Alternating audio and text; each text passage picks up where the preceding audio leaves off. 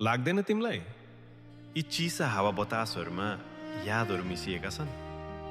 मेरा क्वेसनको प्रतिउत्तरमा उनी नचाहेरै मुस्कुराउँछिन् अनि सुरु हुन्छ कथा चिसो यादहरूको। शिशिर ऋतुको माघ महिना कुहिरोले धुम्म पारेको मौसम, तुवानुले लपेटेको घाम, हुस्सोहरूले ढाकेको आकाश, सायद हिउँले बटुलेर छोडेका शीतलहरी हावा। मनले आसक्त मान्दैनन् यी चिसो मधुरो मौसम। महसुस गर्न चाहन्नन् तर कठ्याङ्ग्राउँछ सबैलाई कठ्याङ्ग्रिएको चिसो, कठ्याङ्ग्राउने चिसो। चिसो आकाश, चिसिएका माटोहरू, चिसो दिन, चिसै रातहरू, चिसो हावा, चिसै श्वासहरू, चिसो तनहरू, चिसै मनहरू, अनि सायद ती भन्दा पनि कयौं गुणा काठ्याङ्ग्रिएर चिसियाउने चिसिएको त्यो चिसा यादहरू।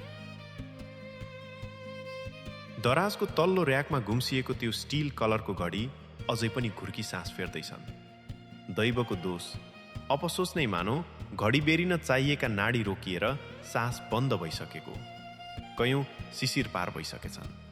तर पनि बेला बखत घडीका सुई यदाकदा बिराएर आपसमा ठोक्किँदा आवाज गुम्सिएको बन्द घर्राबाट गुन्जन हुन्छ।